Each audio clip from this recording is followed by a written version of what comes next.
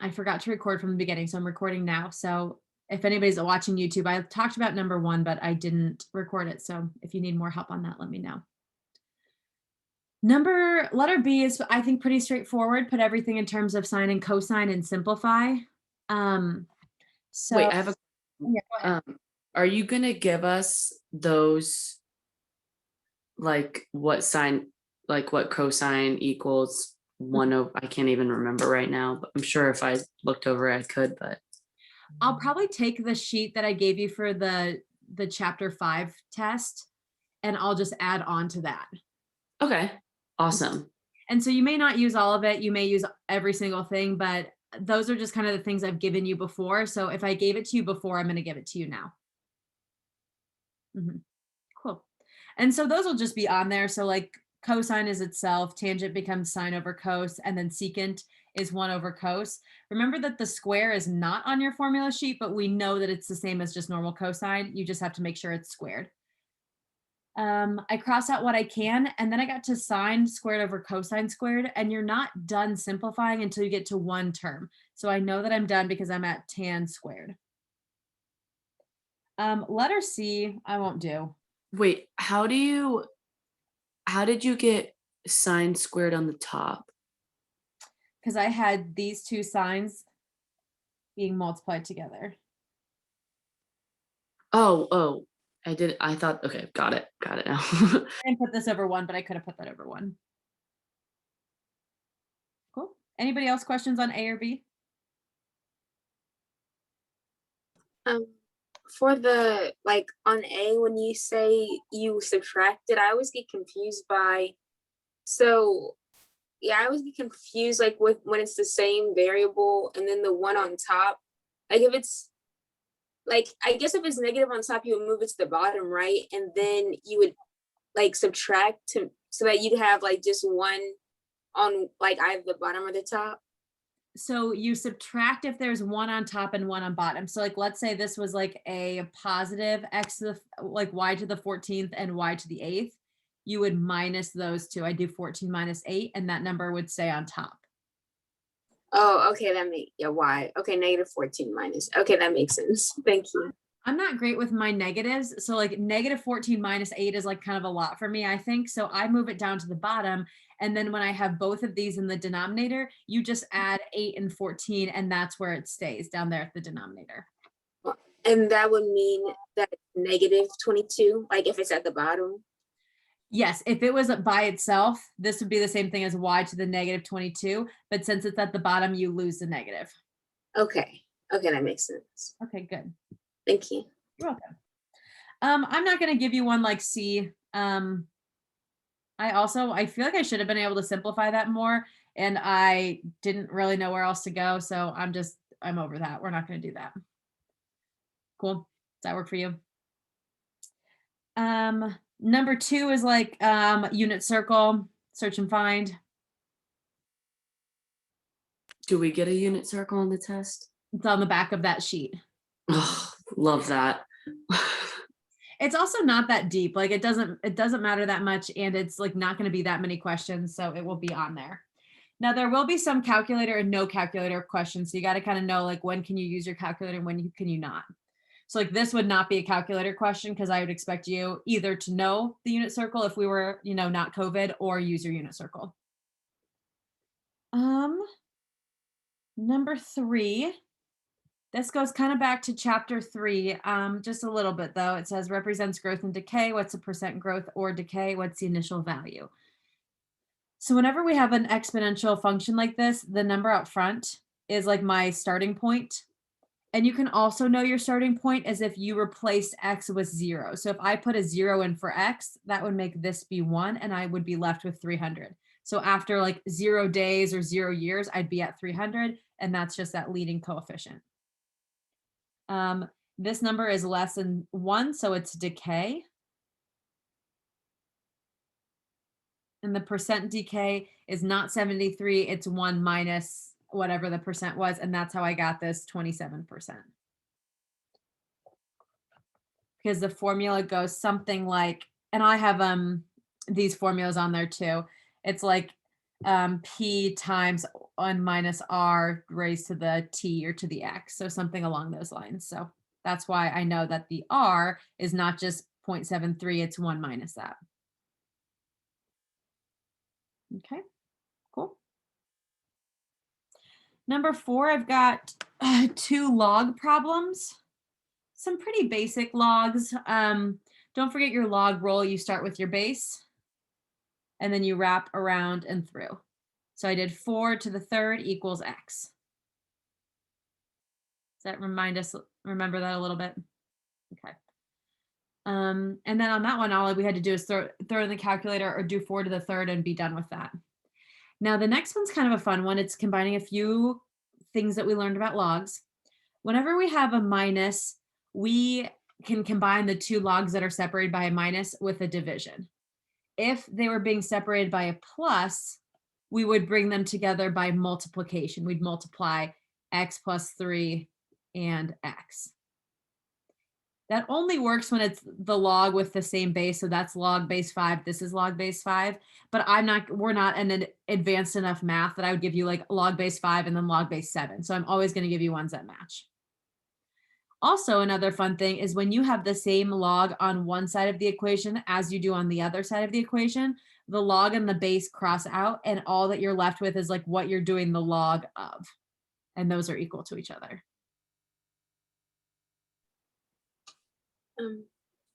And why did it become, why was it the X underneath the X plus 3 again?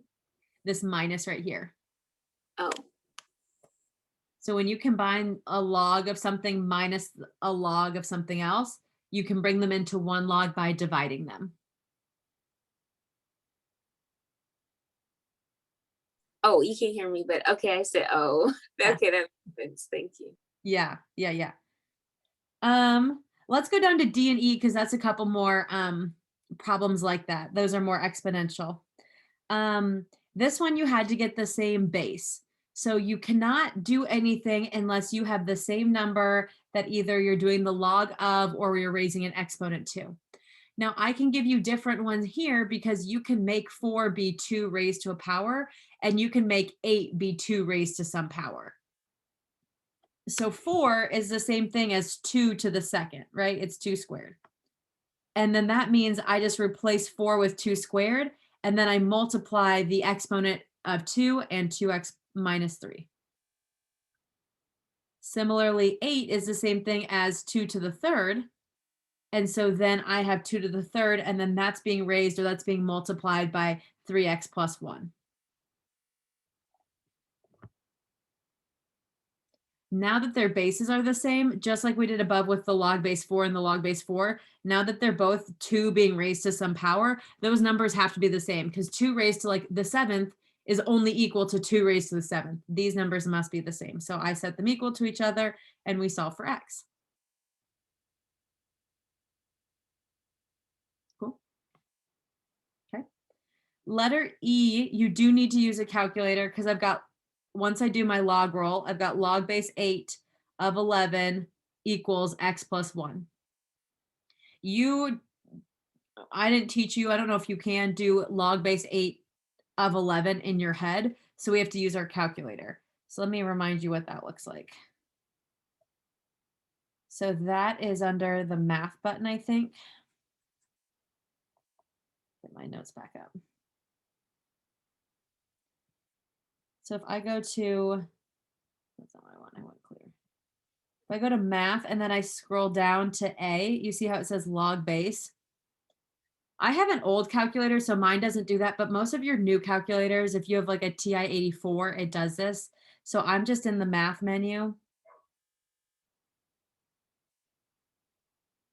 I just clicked math and then I scrolled all the way down to A and it says log base. When you click on that, it gives you a log and then it gives you a cursor to write a small number and then a box for a big number. So I can physically write log base 8 of 11 and then I can press enter and see what that equals. Everybody okay with that calculator trick? Could you do it like one more time, please? Yeah, click math. Okay, math. And then your math menu goes fractions, decimals, blah, blah, blah. Scroll down to big letter A. Big letter A. Oh, I see it. It says log base. Mm-hmm. Click on it. Mm-hmm. And then you should have like a little number and then a big number to write. And we want the base to be the little number and the 11, the number we're doing it of, to be the big one. So Okay. Okay, that makes sense. good, good. And, And then and that's correct.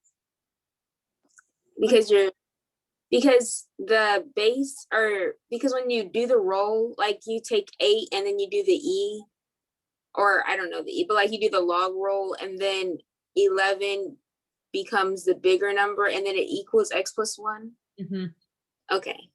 So I do this log roll helps me just know what order I'm writing things in. So the very first thing I write is the first number that I write. So I touched 8 first. So that's my first number that I write. Then I go over to 11. So that's the next number I write. And then I come back through to X plus 1. And that's what's on the equal sign. Mm-hmm. Cool. Okay. Number C looks a little out of place because we're doing all this exponential stuff. And then I threw a trig one in there. This is just using your calculator to do inverse sine. I don't have on my unit circle anywhere where sine of X equals 3/4. You can look all day on your unit circle. Nowhere does it equal 3/4. So instead, what we're going to do is we're going to do sine to the negative first in the calculator, type 3/4, and then get an angle.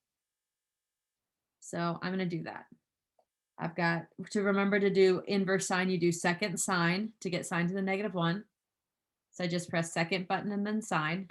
And then I type 3 divided by 4. And then that gave me an angle. Most of us are probably like, yeah, easy, I can do that. The only thing that could trip you up is my range. I want more than just this angle. I want all of the possible angles that work between 0 to 360. Everyone okay with the first angle I got? This one right here. I just plugged it into my calculator. I didn't get that. Are you in degrees? Oh, well, probably not. Nope, I'm in radians. That'll get you. Oh no. Do I need to just like keep it in degrees, or am I gonna have to switch it? Honestly, I have to finish making the final as soon as we hang up. But when I'll tell you tomorrow, but I would leave it in degrees for right now. Almost everything is degrees. Okay, perfect. Yeah. Thank you. You're welcome. So make sure it's in degrees. And then now the last thing I want to think about is, okay, I want all of the options between 0 to 360. And so I remembered my all students take calculus. Sine, we're doing sine right here. Sine is positive. It could be positive 3/4 in quadrants 1 and 2. It cannot be positive down in quadrant 3 or in quadrant 4. But since it works in quadrant 1 and 2, I have to see what the equivalent angle of 48.6 is in quadrant 2. So think about this. In quadrant 2, or quadrant 1, I've got a little angle right here, and that's 48.6. There's another angle over here that's its bow tie angle. That's the same angle. The distance from the axis to the blue line is 48.6, but I want to figure out what this distance is, like its normal angle. So I did 180 minus 48.6, and I got the actual angle of that blue line.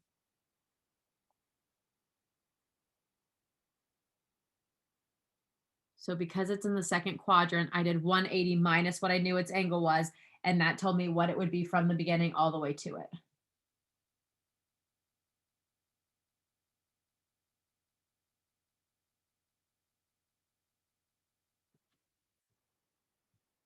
We don't need the other ones, but remember that we've got these little bow tie angles that always come from the origin.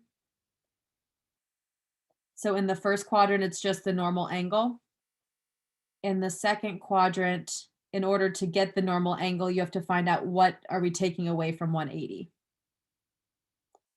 In the third quadrant, again, to find the normal angle, we're going to 180 and then we're adding this little bit. So I would add that like 48.6 here. And then in the fourth quadrant, you're going all the way around. You're almost doing a full circle, but you're not doing that little bow tie. So we would do 360 minus whatever angle we had. And we're doing it in the positive, like the SA, because 48 was positive, 48.6 was positive. We're because the 3/4 was positive. The 3/4. Okay, yeah. Okay, the 3/4 for sin. Our sign. Yep. Yep. Cool. All right. We ready to keep moving to number 5? Oh, Oh yeah. and there was this one last thing on the, like, earlier when we did the log and like we did with the subtraction, and then you do dividing the two variables. When you added, do you multiply those variables? Yes. Okay, Mm-hmm. thank Yeah, you. good question. I'm just kind of hitting all of these. You guys have if anyone has a different approach or is like, I definitely don't need to do that one, just tell me, okay? Number 5, this is a formula I'm going to give you. It's going to be labeled as like compounding for a certain time, whatever. And all I do is tell you all the pieces. I say, how much will I have in my account if I deposit 1,600? So that's like my P, that's what I'm starting with. At 3.1% interest, that's my R. I'm compounding it quarterly. The amount of times you're compounding it is your K. So if I did it like half yearly, it would just be 2. If I did it weekly, it'd be 52. If I did it monthly, it'd be 12. And here we're doing it quarterly, which means 4 times in a year. And then T is your time on how long you're doing it. So that's 25. So once I figured out what all those pieces were, I just plugged them in and then I just put that straight in my calculator.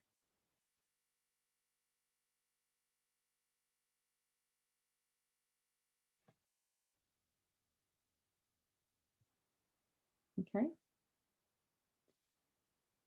So just knowing what your variables are, plugging them in.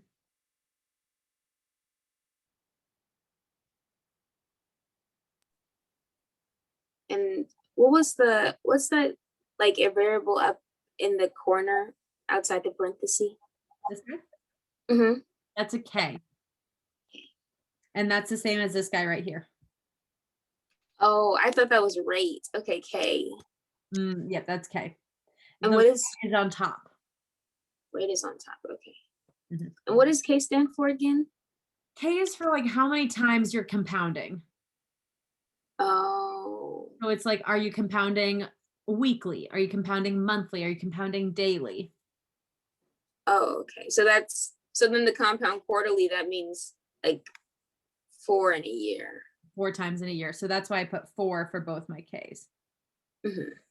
And then the R, okay, is the percentage at which the rate at which it's increased. Okay, that makes sense. Thank you. Yeah. And remember that the percentage, you have to move the decimal to make it a decimal. So it's at 3.1. So that's why I moved the decimal over 1, 2 to be over at 0.31. Okay. All right. How many radians is 500 degrees? That question sounds more confusing than it is. We remember radians and degrees. We did that a while ago. It's just multiplied by the either by pi over 180 or 180 over pi. I'm going from degrees into radians, so I'm just multiplying by pi over 180. I don't technically memorize this formula. I just know that if there's no pi in it, I need a pi in it. So that's why the pi goes on top. If there's already a pi in my answer, if this said like 500 pi for whatever reason, then I put the pi on bottom because it needs to cancel out and go away for the next round. So this is just a simple conversion. I'm going from radians or from degrees to radians.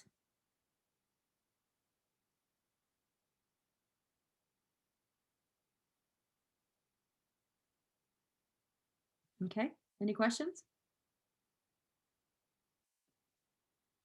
All I did was multiply by pi over 180.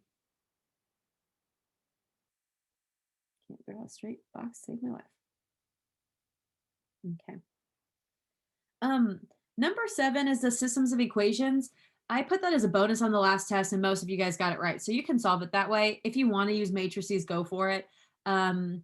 If this was on the non-calculator part, I'd solve it just like this. If it was on the calculator part, I'd probably throw it in a matrix and press REF or RREF because it just says solve. It doesn't say how. So we have lots of ways. You can solve it whatever way makes you happy. Okay. I skipped 8.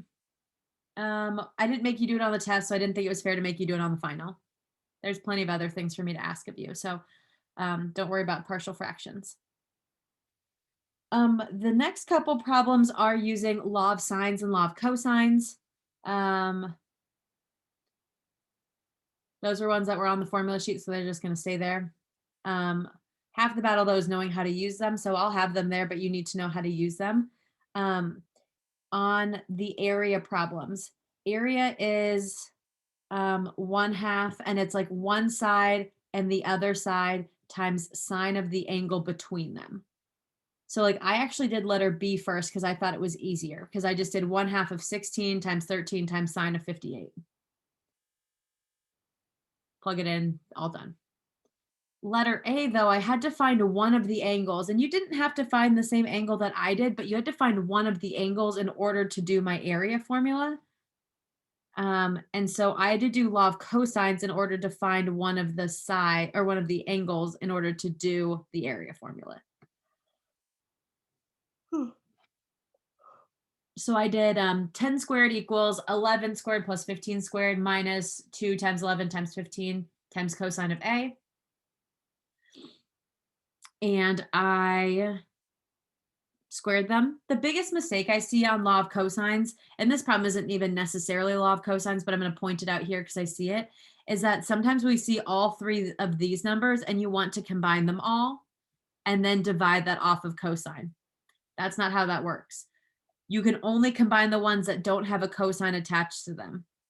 330 is being multiplied times cosine A. So they're all one piece, all joined together. You don't get to take it away.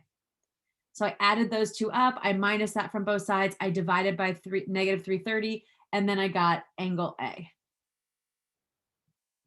Once I got angle A, then I plugged it in to my area formula, 1/2 of one side times the other side times the angle, sine of the angle between them.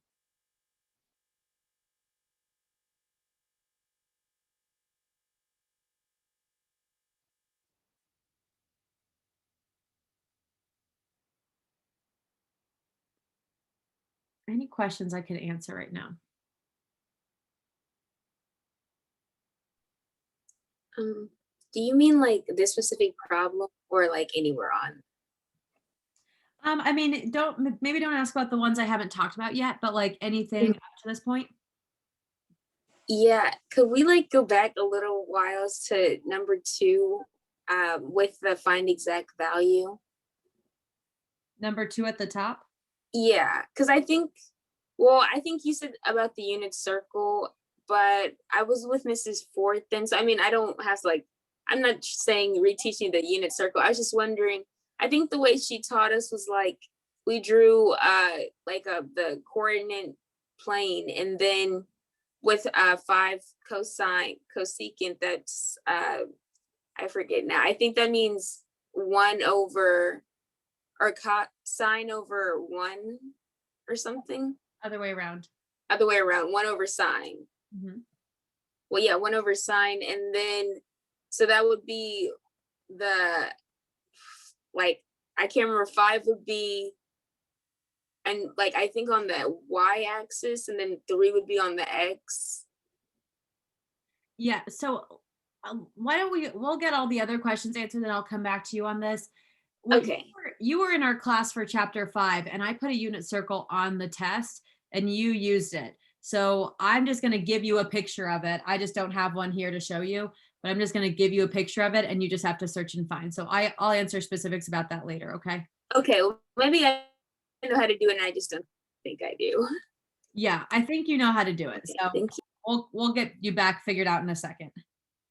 What about anything else up through 9? I'm about to get to 10, but anything up to 9 yet? Okay. Number 9 and or 10 and 11 and 12 are all more of those law of sines, law of cosine problems. So 10 and 11 are both law of sines. So sine of 58 over A, sine of 72 over 10. And then you solve.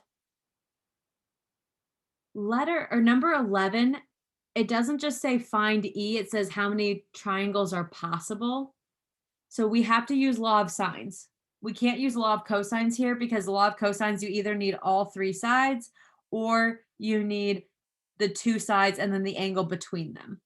So I know, like, if I tried to plug this into law of cosines, I wouldn't be able to do it. So that's part of the thing. What I did was law of sines. So I did sine of E over 16 equals sine of 79 over 15. Once I started plugging that in and solving, I got that when I did inverse sine of this 1.047, I got an error message in my calculator. Let's see if we can do that really quick. I did 16 sine 79, and then I divided that by this 15 that's in the front of sine E. And then I went to do, okay, well, now it's time to do inverse sine because I'm trying to find angle E. So I did second sine of my answer. And then I got not a number or error or something like that. That means that you do not have any triangles. There's no way possible for there to be a triangle there.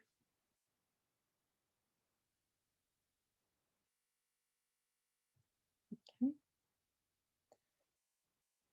And then letter 12, because we can also see this while we're here too, is just a law of cosine problems, just truly meant to be a law of cosines.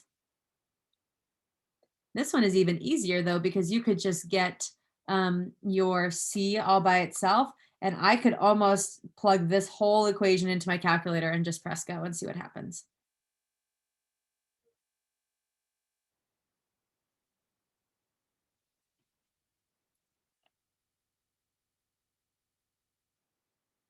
All right, how are we doing? Any questions yet? Okay, keep going. Number 13 is matrices, which I think we just rocked this last test. You should be able to do A, C, and D without a calculator. I didn't make you do determinative C without a calculator, so I put yes calculator for letter B, but everything else you should be able to do by hand. How do you do 10 again? Or oh my gosh. I'm my brain is hurting. How do you do D? I don't know how I got 10 from that. I was like, I can go back to 10. All right, so D is finding the inverse. So remember, when you find the inverse, you first have to find the determinant of that 2 by 2 matrix. The determinant is A times D minus B times C. So you're essentially just multiplying the 2 diagonals together and minusing them from each other. So 1 times -5, and then minus 2 times 3, that's -5 minus 6, which is -11. Then you do 1 over the determinant,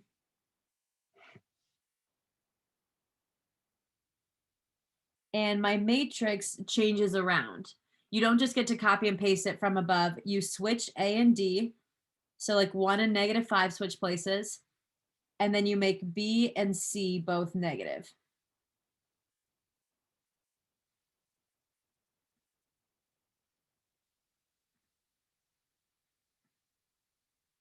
So that's how I went from 1, 2, 3, -5 to -5, -2, -3, and 1. And then you distribute that -11 to everything. So then I got 5 over 11, 2 over 11, 3 over 11, -1 over 11.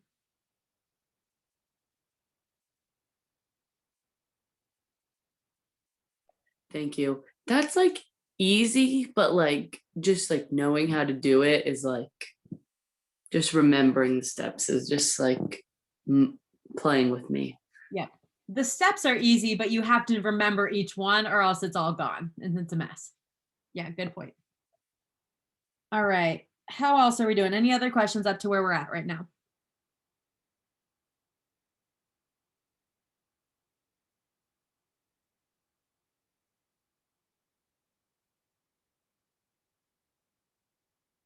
Okay, I'm looking at number 14. It says, consider this equation.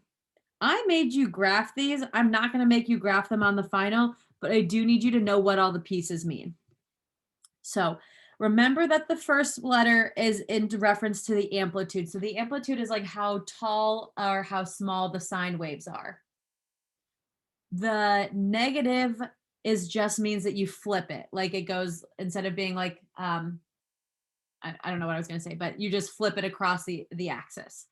4 is what stretches it. So the amplitude, I never want to be a negative number. I always want it to be positive 4, but the negative can be a flip next to it. The, oh, I think I made a mistake here. Not on this one, but the next part. The period just deals with this number right here, this 2. So you always do 2 pi divided by whatever that number in front of x is. A normal period, a normal length of time it takes for sine to go all the way through is 2 pi. So it takes 2 pi units to do a whole sine wave to get back to the beginning. So when I have a 2 out front, I'm going to divide that. So that means that it gets cut a little bit shorter. So now I have to do a whole sine wave in pi units, not in 2 pi units. Now, where I think I messed up was I have this phase shift. It says right pi over 3.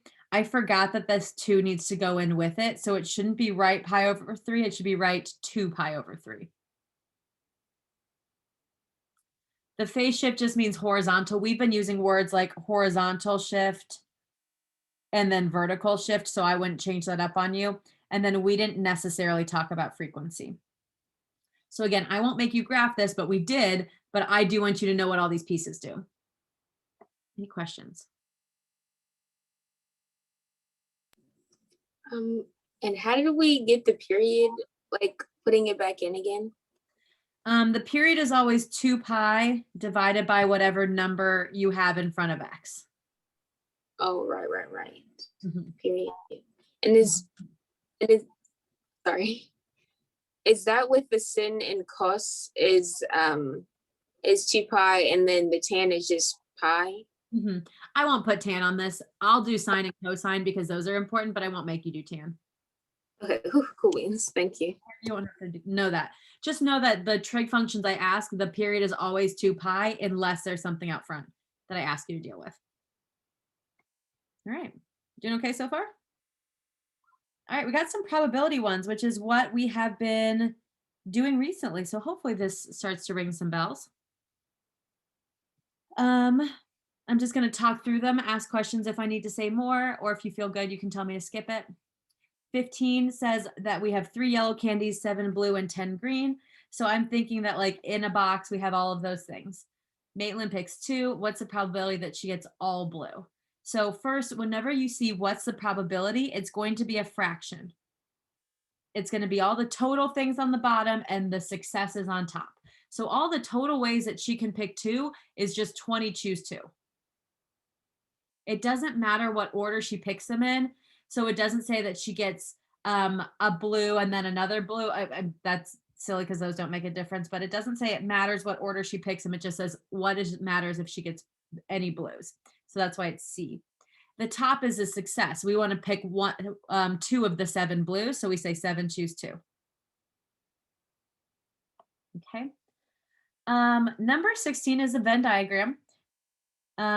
We either got it or we didn't get it on the quest. It says there are 32 students in a math class. 17 of them love both logs and polynomials. So when I do my Venn diagram, I put the total on the outside, and then inside the circle is who likes both things, or where does there an overlap? Where do both things matter? Where do both things happen? So that's 17. Then it says that there are 20 that love logs. Well, there's already 17 in my log circle because 17 like both of them. So I have to say, okay, well, if I already have 17, how many more do I need to get to 20? I only need 3 more. So there's only 3 students that exclusively like logs, do not like polynomials. Same thing for the other side. I have 22 that love polynomials. Well, I already have 17 in my circle. So what plus 17 is going to get me to that 22? And that's 5. The biggest mistake is people want to put 20 and 22 into my Venn diagram, and that is not going to work. The numbers inside my box should not be bigger than 32. If it is bigger than 32, you made a mistake. 20 and 22 help guide us, but they don't physically go on my picture.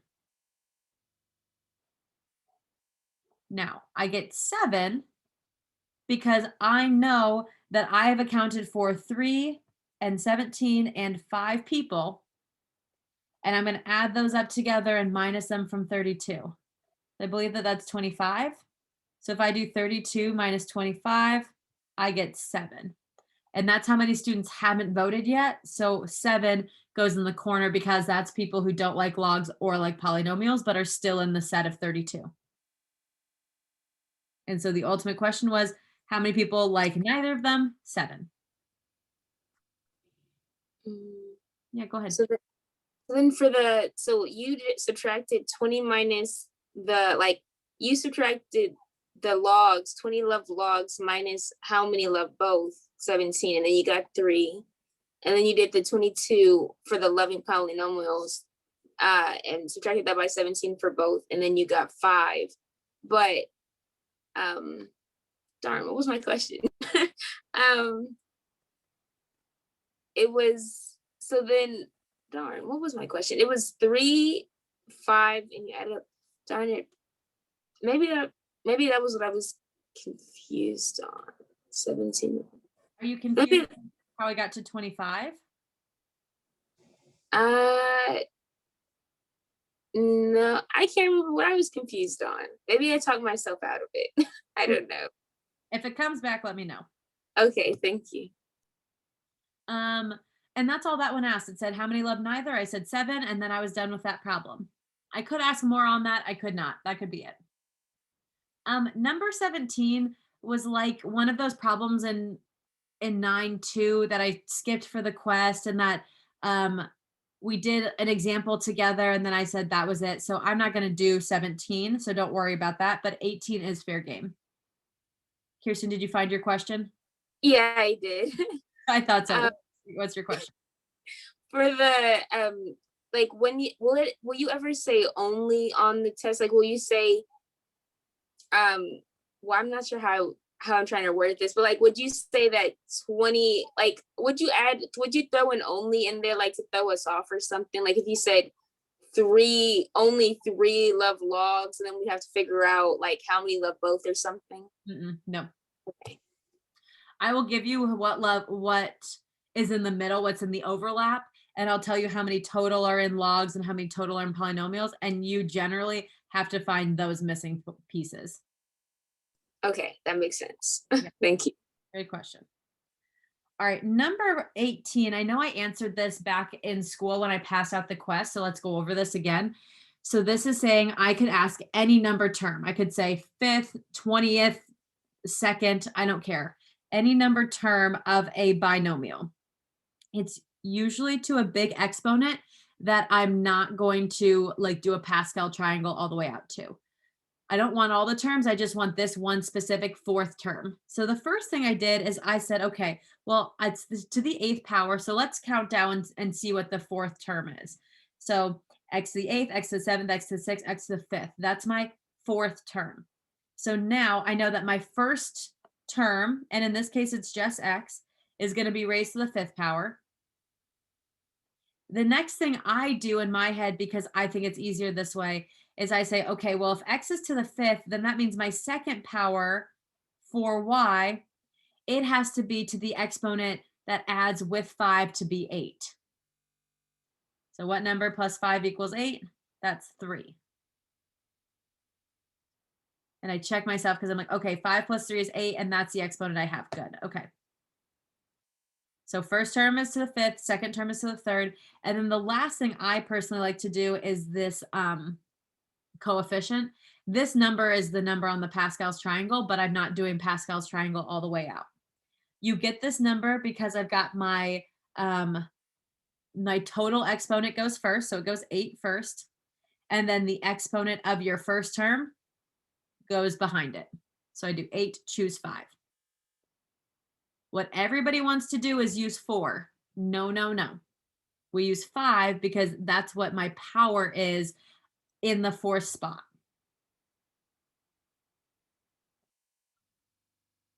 Any questions yet? Okay. Then I put this in the calculator. So if you remember n choose r, most of the time I asked you to just write it as n choose r, but we can also put in the calculator. Most of your calculators want you to write 8 first, so write the number, and then go to math, find your probability side, and go down to the NCR. My calculator didn't want me to start with 8. I always forget that. I don't know what your formatting looks like. If you have a question, though, don't be afraid to ask. So that should look like this. You should have something like 8 choose 5 or 8 NCR 5 or something along these lines. And that's going to be a number, 56. I have x to the 5th, and then I want to do 4 to the 3rd as well as y to the 3rd, and 4 to the 3rd is 64. And then we multiply, multiply, multiply. A common mistake on the quest is a lot of people wanted to make this like an addition. There's no additions here. This is all one term, multiply it through. And so 56 times 64 times x to the 5th times y to the 2nd or to the 3rd is this big number, 3,584, x to the 5th, y to the 3rd. Can you, so I'm confused why it's 8 choose 5, but then it's still 3 or 4 to the 3rd. Because x to the 5th is my first term. And then 5 plus 3 gives me 8. So my second term has to be to the 3rd term, to the 3rd exponent. A fun little hint is you could write 8 choose 3, and that should be the same answer as what we just found. So you should be able to use either exponent and you can get the right answer. The one exponent you can't use is 4 because it's not in here. So you count backwards to find your term. Mm-hmm. So we go to the 4th spot, but I can't use the 4 as a number. I have to use like whatever the exponent is as my number. Right. So then like on the quiz, like for the, I think it was a bonus question, and it was like 200, and then you had to count back like, I think 10 spaces or something. Would you have done like 200 minus, or 1,000 minus 10 or 9? And then that was like 191-ish or so. I might have got it wrong, but somewhere in that range. Yeah, it was like 200 choose 191, and then it was like x to the 191, and then it was like something else to the 9th. Yeah. Okay, cool beans. Yep. And so I gave you such an absurd number to show that you could do this with anything. So I can give you a nice, easy number like 8, but I could also give you something crazy like 200, and you could still set this up. Okay. And then you factor it all out by saying, wait, where do you get, what did you plug in for x? X is just x because that's what my first term is. Right. If my first term was like 2x or 25 or anything else, that's what I would plug in here. But since my actual first value is just x, I'm just going to use x. So then where did we get 56 and 64 again? I did 8 choose 5 in the calculator. 8 choose 5. Oh, you put it into the, you have to go to, I forget how to do that. Math, numbers. You scroll down to, or maybe, you go over to the PRB or, yeah. PRB.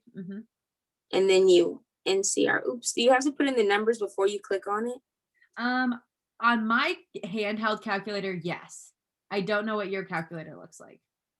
I think I have to do that too. So like you put 8 and then you put NCR and then you put the other number, which would be 5. Yes. And then you get 56. All right, that makes sense.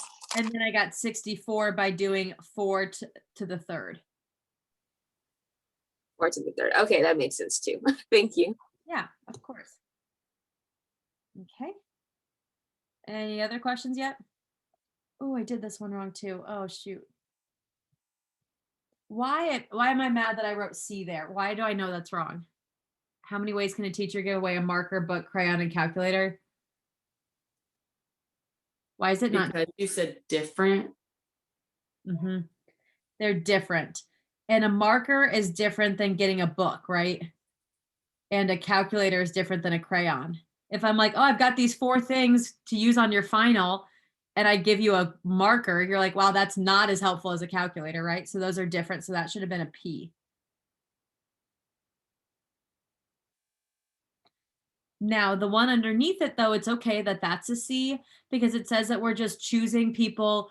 I'm just choosing 3 boys and 3 girls. I'm not saying the first 3 get like $100 prize. I'm not saying that um, they get different privileges or different rights or different awards because they're picked first. I'm just picking these groups. Um, and I need to have both 3 boys and 3 girls in order to be successful. So that's why I multiply them together.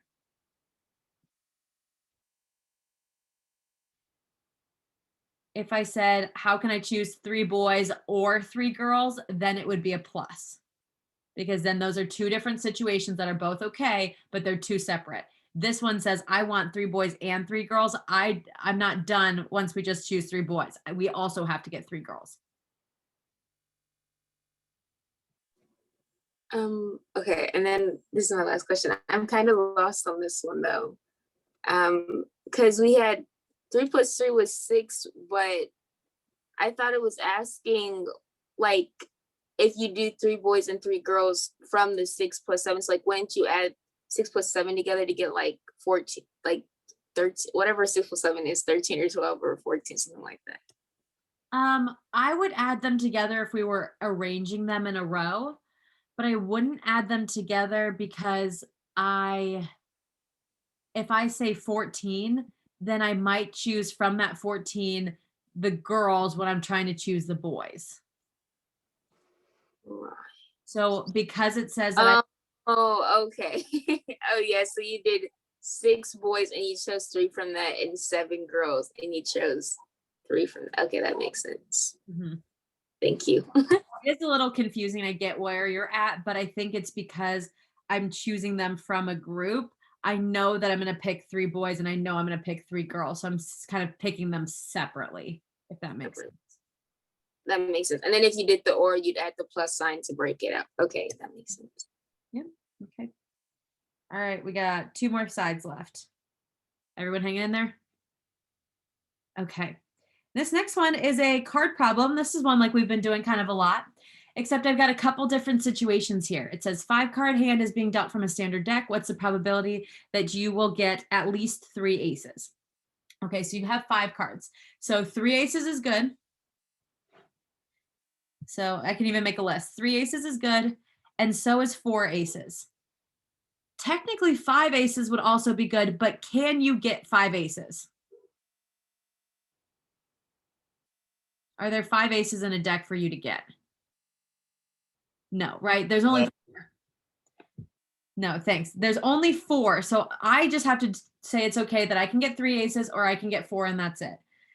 Now, that's more than just one thing, but I still want to check. I want to do both of these. If it was like everything but 0, then I would do my 1 minus the cases that's not okay, but 3 and 4 are pretty easy to do. So I think, okay, there are 4 aces and I want 3 of them. So I did 4, choose 3, but I can't be done until I have all 5 cards in my hand. So then I have to say, okay, how many are the other cards that are not aces? There's 48 because you do 52 minus 4. And I want 2 cards from anything that's not an ace. So I did times 48, choose 2. I did it times because I need a total of 5 cards in my hand. So I have to do 3 and 2. That's all together. That's 5 cards in one hand. Now, it's also okay if I get all 4 aces. So that's why I have a plus, because that's a whole different situation. I can get 3 aces or I can get 4 aces. 2 different situations, plus sign separating them. To get all 4 aces, I would do 4, choose 4, because I want all 4 of them in. There's 4 of them and I want them all. And then I need 1 more card still to get my 5-card hand. And I don't care what card it is out of the other 48. 48, choose 1.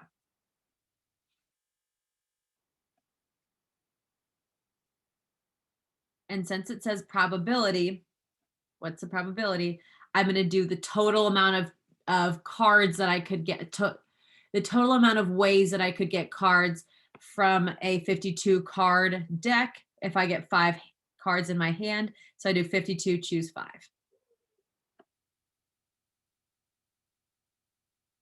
Questions on this?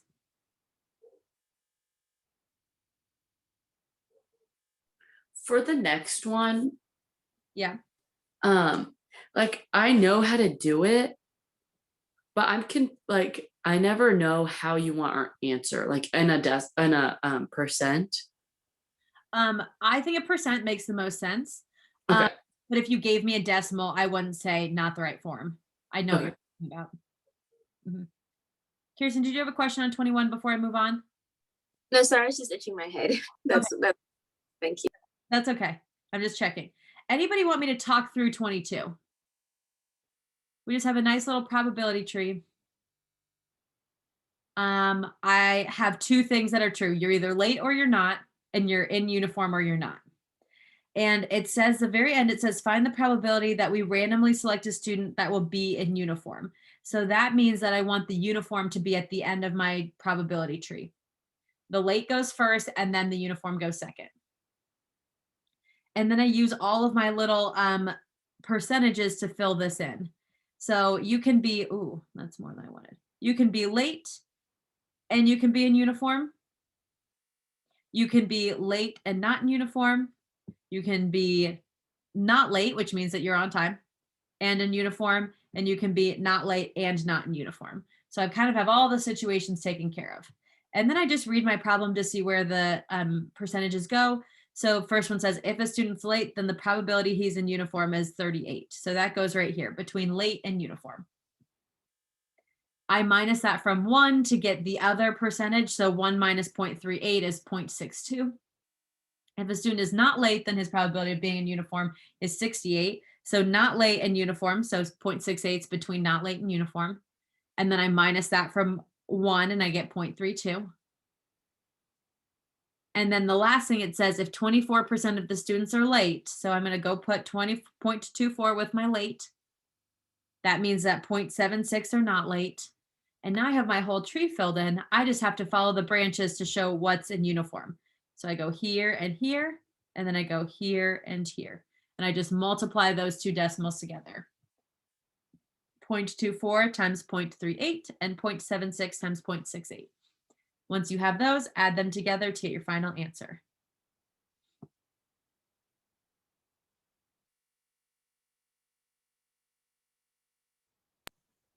And does the order matter? Like if you say, like if you mix it up and put uniform first instead of late?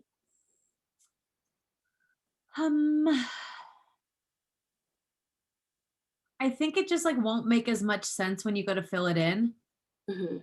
I also like to think about the sentence structure. See how it says if late, then uniform? Oh, mm-hmm. That helps me think, okay, I have to start with late or not late, and then I get to do uniform.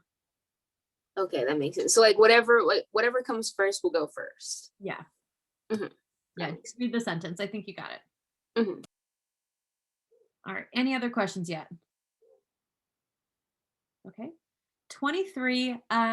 It's an easy problem, but I didn't quiz you on this last time. So if I didn't quiz you on it last time, I probably won't put it on the test. It's just saying if we're preparing for these speeches, she can choose from 4 different types, 3 different lengths, and 12 different topics. And so if I list all of those things for you, sometimes we do this like in sandwiches or in our notes, we did it with like Mrs. Ford and her clothes. You just multiply all the options together. So she has 4 different types of speeches times 3 different speech lengths times 12 different topics. 4 times 3 times 12 is 144. I feel like that seems more complicated than it is, and it's just not that important of a question, I think, to ask that often. Cool. Okay. The next one's a good one. It actually combines a couple things. And remember, I'll give you your sequence formulas and series formulas, just like I did on the quest. It says Eli caught 2 baseballs on the first day of season and 5 on the second day. He caught 8 on the third day and 11 on the fourth day. How many will he have caught altogether if he continues this pattern for 100 days? So you might have read this and thought, oh, how many did he catch on day 100? No, the question asks, how many has he caught altogether? If I added every single ball he caught all 100 days, how many balls is that? So what we had to do first is identify the pattern. So I went 2, 5, 8, 11. So I knew that I started with 2 and I added 3, added 3, added 3. When you add, it's arithmetic sequence. It's not geometric. That's multiply and divide. It's arithmetic because you add and subtract. And I use my formula, which again, I'll put on there. And what I found was how many balls he caught on day 100. The reason I found that is because the formula for the sum of all of the first 100 terms in an arithmetic sequence goes like this. You have to know how many terms you have to know the first term, and then you have to know the last term. So I found the last term by finding out how many baseballs did he catch on day 100. And when I plug it in, I found that he caught 299 on day 100. Then I have to, the one thing that's important, most of us would get here and then stop. You just have to know that you're not done yet. So you're going to keep going. You're going to plug in 100 for n. You're going to plug in 299 for n, a sub n, and 2 for a sub 1. And solve that. And that adds up all of the baseballs he's caught. And so I got 15,050 total baseballs by day 100. That's a lot of baseballs.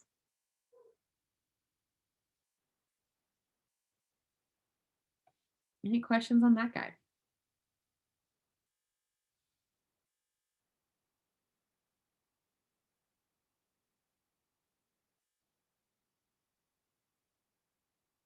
Okay. I can come back if need be. We'll just keep rolling because I cut out a handful of things on this page. So we're almost at the very, very end. Number 25 says find the area of a regular octagon. What happens here is I'm able to cut this octagon or a decagon or a pentagon into these little shapes, a little triangle, and then I can find the area of it just like we were doing back on problem like what was that, like 5 maybe, with the what number was that? Oh, just with these normal triangles back up here on number 9. We found the area of just a triangle. We can find the area of one of the triangles in this octagon. And then there are 8 little triangles that we don't have, that we don't see. So like here's 1, here's 2, 3, 4, 5, 6, 7, 8. If you don't believe me, that's why I multiply it by 8 right there. Now, before we can multiply it by 8, we need to know a couple things. The one thing I do want to know is that if my distance from the center to one of the vertices is 10, then that means the distance from the center to any of the vertices is also 10. They're all little isosceles triangles. So I can know that this distance is also 10. I found out that that angle was 45 because I knew that the angles in one circle were 360. And like I just cut it up into 8 little triangles a second ago, I know that I have to share those 360 degrees with 8 little triangles. So I did 360 divided by 8 to see that this little triangle just has 45 degrees. And once I did that, then I just plugged it into my area formula, 1/2 times 10 times 10 times sine 45, and I got 35.4. And then like I just showed you, there are 8 little triangles there, so I'd multiplied by 8. And I got 282.8 inches squared.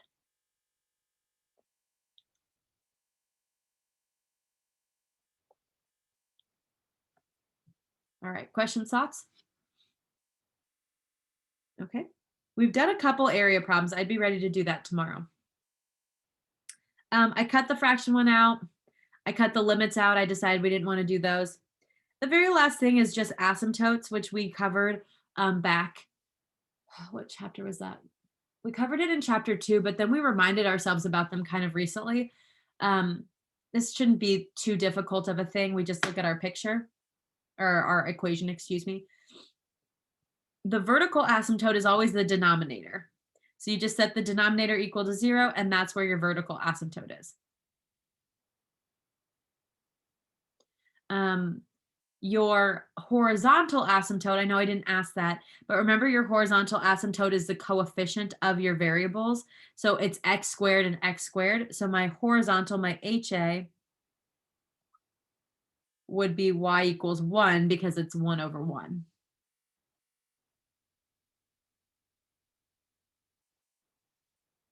My x-intercepts, again, I know I didn't ask that, but my x-intercepts would be to set the numerator equal to 0.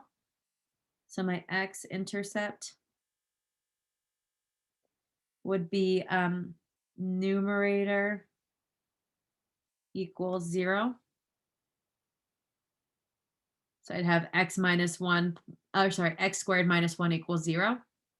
And then your y-intercept is as if you plugged 0 in for all your x's. If I had 0 squared minus 1 over 0 squared minus 9, well, 0 squared goes away, and I'm just left with negative 1 over 9, which simplifies to just 1 over 9.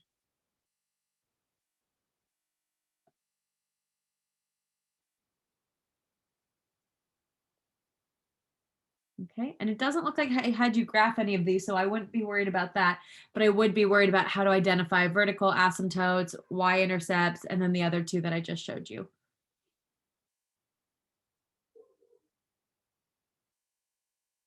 All right. Any questions or thoughts? We do not have PLC tomorrow, so I'll be in my room starting at 8. So if anyone wants to come see me, I'll also get on Zoom. Kirsten, if you have any questions. But that is another time to ask any questions. And if I think of anything over between now and then that I think you should know, I'll make sure that you know that. And then you just get this done first thing in the morning. You get to live the rest of your day. All right. I'm here if anyone has any more questions, but if you're good, you're welcome to leave. Thank you for coming in on your last night of high school, you seniors. Good luck tomorrow. Thank you so Thank much. you. Thank Also, you. Eliana wanted me to tell you to post it. I know, obviously, since you're recording it, I'm guessing you're going to. Yeah. But I'm just gonna tell her that we just finished, so that, gosh, my dog, so that so that you'll be posting it soonish. Yeah. If that's As soon as we're done, I'll get on and post it. Yeah. Thank you, Laura. Okay. Thank you so much. I'll see you in the morning. Of course. Bye. Bye. Bye. Thank you. Kirsten, don't leave. Let's do Oh. the circle. Oh, right. Don't leave. Let's see. I actually have your test on here. Let me. Oh no, I don't have your test. I Hold have. on. I'll just Google it. So I have a unit circle just on the chapter 5 test, which I know it's been a while since we've done that, but it is pretty self-explanatory. Here we go. This is a pretty clear picture. And I know that we did this with Mrs. Ford, and there's a ton of ways to do this. And sometimes when like we're not in COVID, I do it a little bit differently. But like this year, I just didn't think it was worth it to memorize it because of the timing. So I could get on here and I could ask for cosine or sine of anything here. Your x values are always your cosine. My x values are always my okay, right. Yes, x cosine is x. Yep. So if I say pi over, like what's cosine of pi over 6, you would just go find the x value of pi over 6. Oh, okay. So then I just. And that would. Oh wow, that's nice. Oh, okay. This is helpful. I see. Yeah, and then the y is your sine. So then I can say what's sine of 150. You go over to 150 and you look at the y value. 150.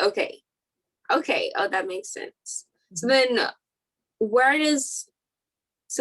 for the y, I would be on like the top half of it, and then Y is everywhere. Y is everywhere, yeah. The top part is where sine is positive. That's where all your y's are positive. Okay, let me write that down. Well, that's your all students take calculus, remember? So, which one are we on? This is number 2, I think, right? Pardon me, I'm sorry, you broke up for a second. Oh, no, you're good. Mhm. That's your all students take calculus. Oh, all students take calculus. So Oh, no, I didn't write it here. Here, I'll write it now. Again, I don't remember when you joined us, but all students take calculus. And so that's how I remember where things are positive and where they're negative. So all means everything's positive. S means only sign is positive. And it's also positive in all. So that's why the whole top is all sign is positive. oh, I knew there was significance. I just never, thank you. Yeah. And then Oh. T is tangent. So the tangent is positive in quadrants 1 and 3. And it's negative everywhere else. And then cosine is positive in 1 and 4. So kind of the right side of the graph is all positive for cosine. Oh, wow. Mhm. All students take calculus. Thank you. I saw the letters, I just never knew the significance. Yes. Okay, Yes. And so awesome. now you can find literally all of these on the unit circle and know what to do. That is very helpful. Thank you so much. Good. Does that make a lot more sense than what we were doing? Yeah. Yes, I don't know. I guess I was trying to do it in my head before, but it was not working out too well. But this is much better. Thank you. Good. Good. I was like, please don't leave before we clarify that because it's not, Mhm. you're right. It's really easy, but if you don't know it, then it feels really hard. So Yeah. Yeah, All that's okay. And then I'll also be like, look at unit circle. Okay. Yeah. Okay, thank you so much. And thank you for having the Zoom at like 8 at night. well, I'm sorry I got on a little late. I was running behind, but thank you for Oh your no, you're good. Thank you so much. You're good. I'm always running up behind. well, if Okay. you have anything else, Kirsten, I'll be on Zoom tomorrow morning. And then you have your test and all that stuff. So that should be all straightforward when we get there.